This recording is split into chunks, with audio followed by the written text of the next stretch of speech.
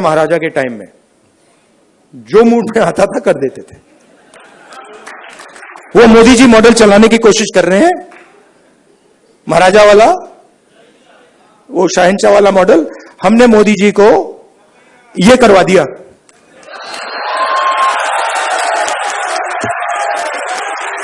आप अपने आप को नॉन बायोलॉजिकल समझते हो, आप अपने आप को नॉन बायोलॉजिकल समझते हो, आप अपने आप को डायरेक्ट भगवान के साथ कनेक्शन समझते हो। Wrong number, wrong number. चुनाव के एकदम बाद ये। नमस्कार साथियों, मैं आपका दोस्त अशफाक अहमद और आप देख रहे हैं देशभक्त चैनल। मोदी जी जब 2014 में चुन के आए थे तो वो तो जो लोकतांत्रिक तरीका है उसी से चुन के आए थे।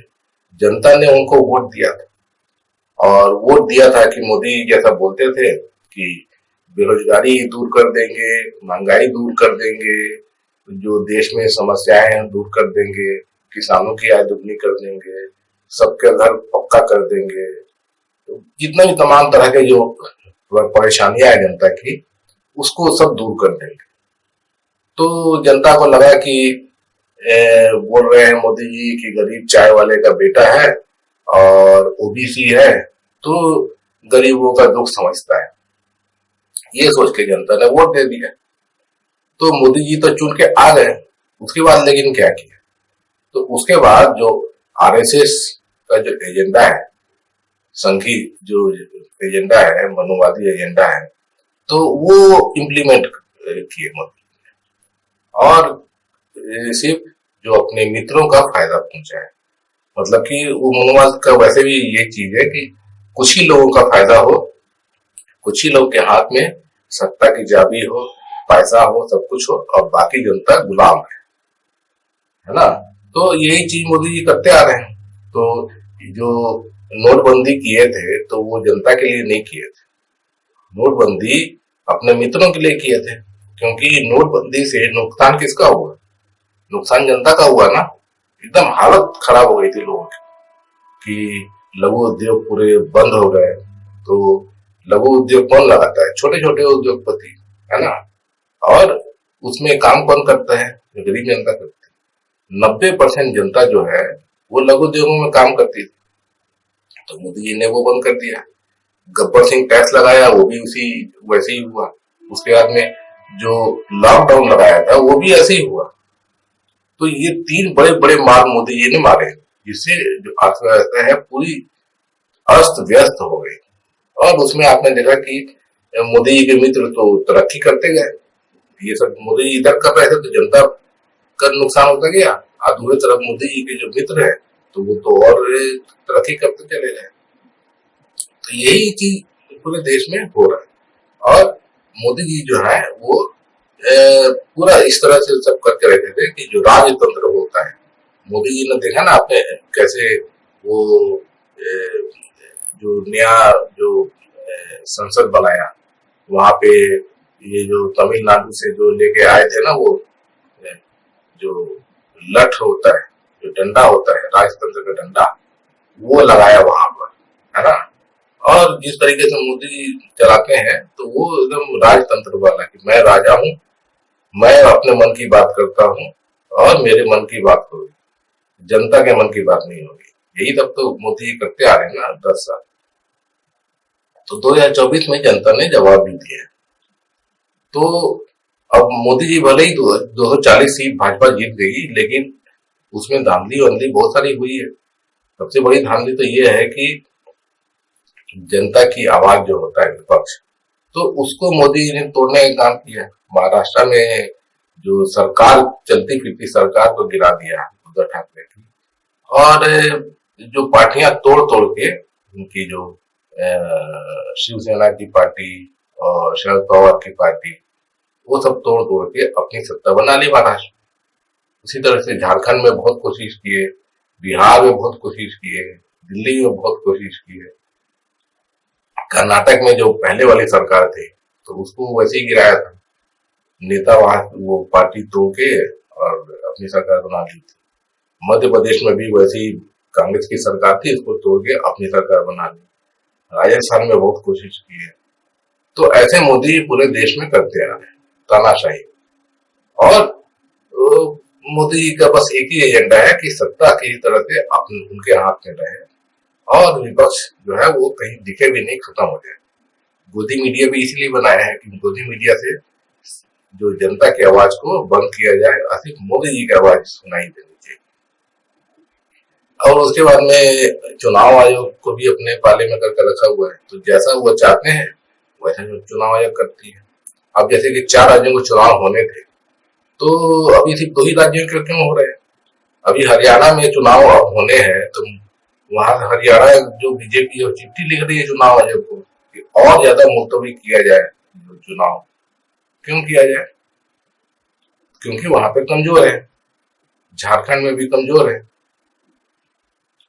तो ये मोदी चुनाव आयोग जो है जैसा मोदी चाहते हैं वैसा करती है। उसके बाद में आपने देखा जो हेट स्पीच होता है, मोदी जो है किस तरह से 2014 में अनाप शनाप मुसलमानों के खिलाफ बक रहे थे, चुनाव आयोग चुपचाप से सुनता रहा, कोई कार्रवाई नहीं किया, क्योंकि वो मोदी जी के पॉकेट में है चुनाव आयोग। तो ये सब धांधली करके 2040 की जो मोदी जीते, तो उतनी भी नहीं आती मोदी जी की, क्योंकि मोदी जी को अब कोई वोट देना चाहता नहीं। खुद भाजपा के लोग बोलते थे कि मोदी जी के चेहरे पर अब वोट नहीं मिलता है, अब वो दूसरे तरीके से वोट लेना चाहते हैं। तो 240 सीट के बदले एक्चुअली मोदी जी को 100 सीट भी बहुत मुश्किल से मिलती, ऐसी हालत हो गई थी। तो ये सब धांधली करके मोदी जी 240 तक लेके पहुंचे, लेकिन 240 से भी उनकी पूर्ण बहुमत की सरकार तो थी नहीं। तो चंद्रबाबू नायडू और नीतीश कुमार इनको लेके और कुछ और छोटे दलों को लेके अपनी सरकार बनाए हुए, लेकिन अब मोदी जी की चलती है क्या? नहीं चलती है। अभी आपने देखा लगातार जितने भी मोदी के एजेंडा वाले जो चीजें थी, जो 10 साल मोदी जो चाहते थे वो हो जाता था, क्योंकि पूर्ण बहुमत की सरकार थी, प्रचंड बहुमत। तो 370 हटा दिए, तो यूनिफॉर्म सिविल कोड की बात कर रहे थे और राज्यों में कुछ लगा दिए। उसके बाद में और भी जितना भी सब चीजें करते रहे अपने मन से, काले कानून लेके आ गए थे किसानों के खिलाफ, है ना, ये सब चीजें मोदी जी करते रहे। उसके बाद में जितने भी उपक्रम है सरकारी वो अडानी को बेचते रहे और नौकरियां खत्म करते रहे। अब लेकिन क्योंकि उनकी पूर्ण बहुमत की सरकार नहीं, तो अब मोदी जी के लिए मुश्किल खड़ा हो गया। तो लाइन से आपने देखा कि वो एक ब्रॉडकास्टिंग बिल लेके आए थे कि जो आवाज जो सोशल मीडिया की आवाज है, जैसे गोदी मीडिया पे मोदी जी ने बंद करके रखा है विपक्ष की आवाज, जनता की आवाज, तो सोशल मीडिया पे भी जनता की आवाज बंद हो सके उसके लिए ब्रॉडकास्टिंग बिल ला रहे थे, लेकिन पहले ही उन्होंने हाथ खींच लिए। उसके बाद में जो यूसीसी का भी बात कर रहे थे, तो वो भी कोई साथ नहीं देगा, तो वो भी अभी बंद हो गया। उसके बाद में और भी जो मोदी जी बिल ला रहे थे, तो वो सब बंद हो रहे। तो अब कोई भी जो मोदी जी के एजेंडा वाली चीजें हैं, तो वो चल नहीं पा रही मोदी जी लगातार, है ना। आप देखें तो हालत मतलब कि मोदी जी की बद से बदतर होती जा रही, ये चीज दिखता है एकदम साफ। और ये इसकी वजह वही है कि जनता की जो चीजें हैं वो मोदी जी करते नहीं। मोदी जी सिर्फ अपना आरएसएस मनुवाद का जो एजेंडा है वही चलाते हैं, तो वो जनता को भारी पड़ता है, नुकसान होता है ना। अब जैसे कि जो ये अगर मोदी जी चाहे कि जो अभी तक मोदी जिस तरीके से करते आ रहे थे, तो ये उनके एजेंडे में जो चीजें शामिल थी, जो अभी जो बिल लाए थे, लेकिन कोई भी बिल पास नहीं हो रहा है ना। तो अब मोदी जी क्या करेंगे? तो मोदी जी जो है वो और ज्यादा नीचे चलते जाएंगे, क्योंकि वो सुधर नहीं सकते, मजबूरी में उनको ये जितने भी मोदी जी के बिल थे तो वो वापस लेने पड़ रहे हैं। मतलब वो मोदी जी के मन की बात है ये सब चीजें करना, लेकिन जनता के मन की बात नहीं है। तो उनके जो सहयोगी दल हैं तो वो भी इस पे तैयार नहीं है मोदी जी के साथ में आने के लिए, और इसीलिए मोदी की मजबूरी में ये सब चीजें वापस लेनी पड़ रही है ना। तो ये चीज दिखता है। अब जनता के मन की बात और क्या क्या चीजें हैं, तो जातिगत जनगणना, अब तो सुनने में आया कि मोदी जी उसके लिए भी तैयार हो गए कि एक तो जनगणना नहीं करा रहे थे, 2021 में हो जाना चाहिए था जनगणना, अभी तक मोदी जी क्यों नहीं करा रहे थे, कोई ना कोई बहाना बना के नहीं करा रहे थे, क्योंकि जातिगत जनगणना करना पड़ जाएगा, तो इसीलिए नहीं करवा रहे थे। अब लेकिन मजबूरी में तैयार हो गए, तो जनगणना भी होगी और जातिगत जनगणना भी होगी।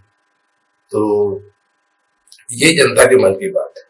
अग्निवीर योजना जो मोदी जी अपने मन का लेके आ गए थे, तो ये जनता के मन के नहीं था, तो वो भी अब उसपे अब बहुत सारे कंसेशन दे रहे थे कि अब जो अग्निवीर जो है उनको फिर नौकरियां दे दी जाएंगी, उनके लिए रिजर्वेशन किया जाएगा, ये सब बातें कर रहे हैं। लेकिन अभी भी बहुत सारी चीजें हैं। अब जैसे पेंशन स्कीम का भी कल ही ये आया कि मोदी जी जो है वो यूनिफॉर्म पेंशन स्कीम ला रहे हैं। पहले क्या था, नया पेंशन स्कीम था जिसमें जो शेयर मार्केट में पैसा लगाएगी, ये जो पेंशन वाले जो अलग अलग जो स्कीम होती है, तो वो जैसे सबसे बड़ा चीज तो जो एम्प्लॉई प्रोविडेंट फंड होता है, ईपीएफ, तो उसका पैसा जो है शेयर मार्केट में, शेयर मतलब अडानी के शेयर में लगाएंगे, तो उसे अडानी के शेयर गिरेंगे तो जो फंड है तो उसका भी पैसा गिरेगा, तो फिर वो पैसा जो है वो रिटायरमेंट में जो पेंशन जो मिलता है तो वो कम हो जाएगा।